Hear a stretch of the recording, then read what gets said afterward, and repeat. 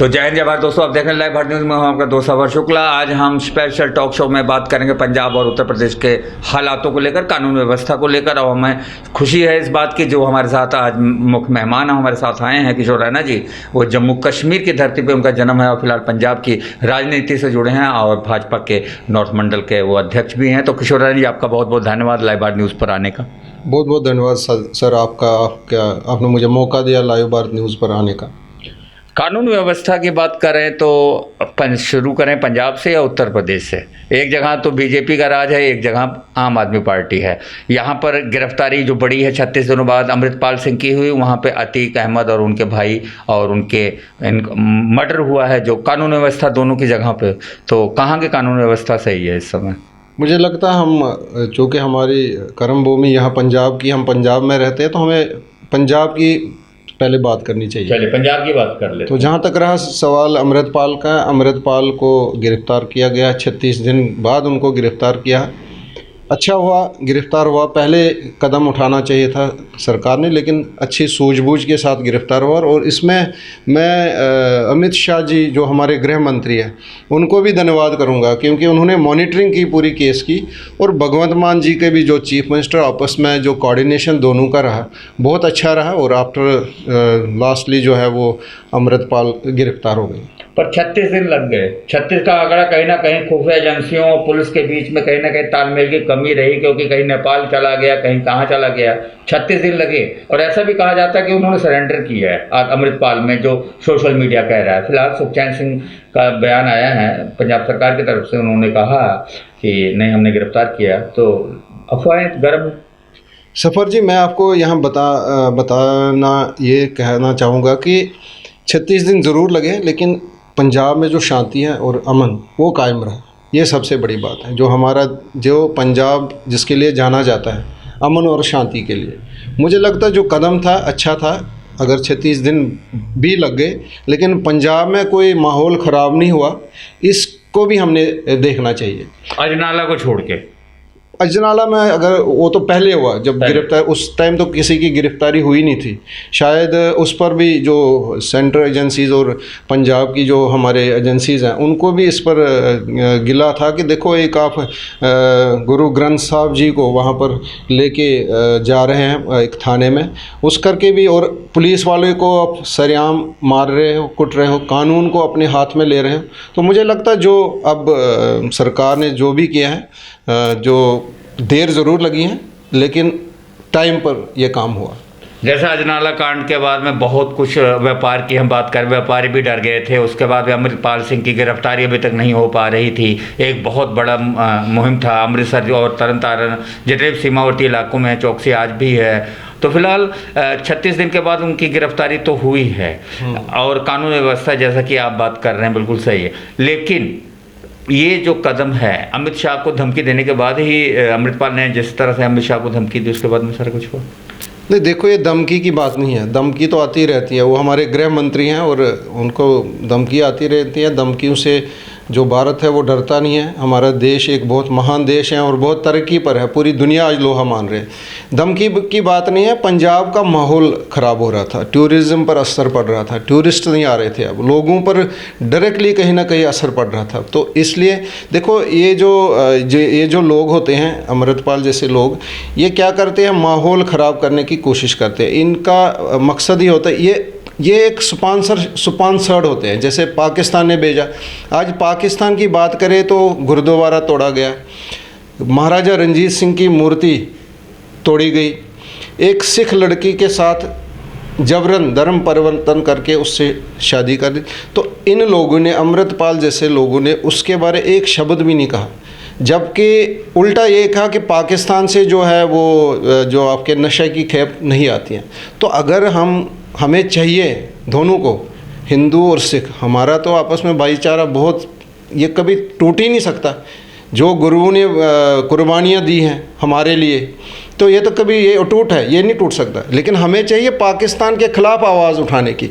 तो कहीं ना कहीं जब हम पाकिस्तान के ख़िलाफ़ बोलते नहीं, चुप होते हैं, तो इसका मतलब ही है कि आपको बाहर से स्पॉन्सर्ड किया गया है। आपको कोई मकसद नहीं, छोटे कोई किसी का बच्चा मर जाए, कोई नुकसान हो जाए, आपको कोई उसकी तरफ कोई मकसद नहीं है, आपको सिर्फ एक ही एक है, भारत को तोड़ना और भारत के लोगों को आपस में लड़ाना, भाईचारा आपस में ख़त्म करना।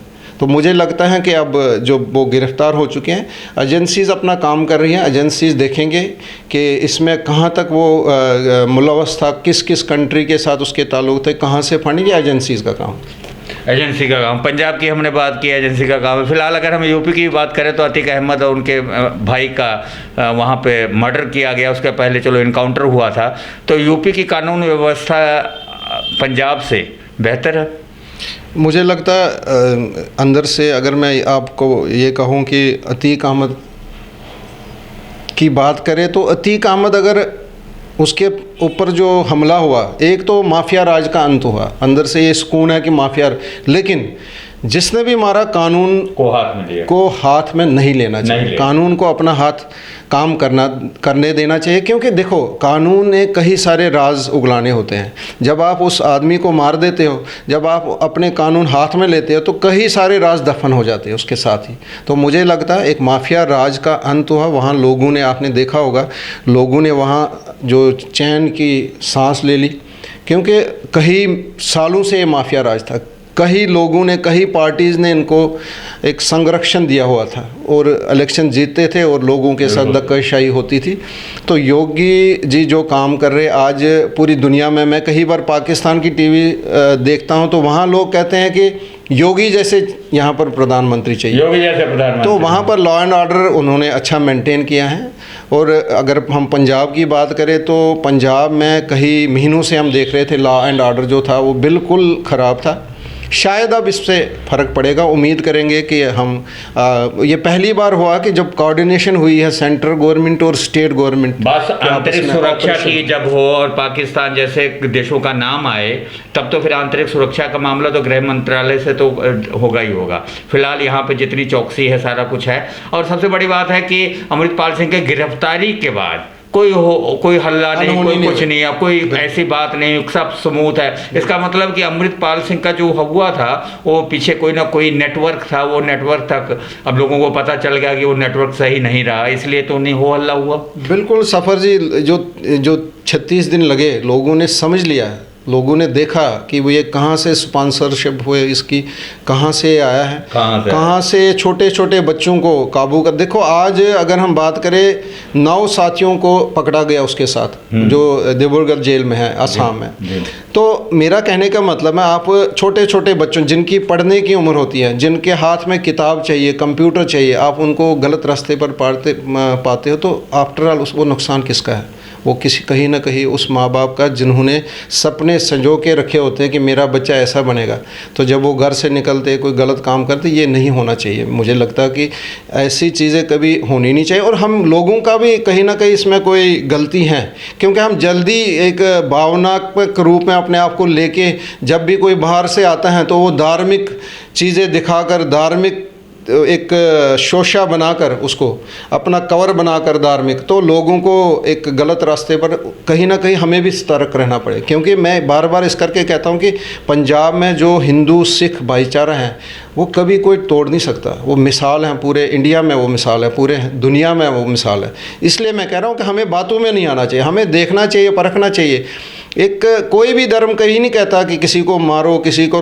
अब आप किसी धर्म में प्रचार कर रहे हो कि मैं ये कर रहा हूँ, मैं वो कर रहा हूँ, तो हमें समझना चाहिए ये काम हो भी रहा है ग्राउंड पे कि नहीं हो रहा।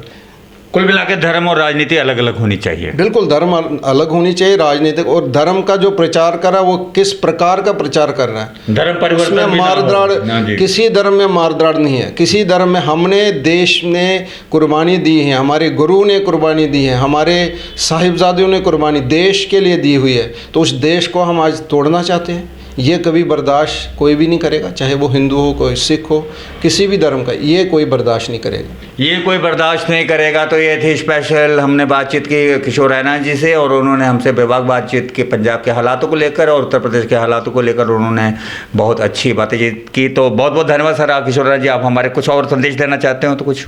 थैंक यू सफ़र जी। मैं यही कहूँगा लोगों को कि अपना भाईचारा मेंटेन रखो, आपस में जो भाईचारा है, जो बिज़नेस है वो बढ़ जाता, हम अपने बच्चों को आगे बढ़ाए, बच्चों की तरक्की। आगे पंजाब जो है, आधा पंजाब बाहर जा रहा है, हम अपने बच्चों की तरक्की लिए काम करें और किसी के बातों में ना, अपने आप जो आपस में भाईचारा उसको कायम रखें। बहुत धन्यवाद सर आपका। चलिए, धन्यवाद उन्होंने किया, तो धन्यवाद किशोर राणे जी का, और धन्यवाद आप लोगों का भी जो आप लोगों ने हमें देखा, और आगे शेयर करने के लिए भी धन्यवाद। जय जय भारत।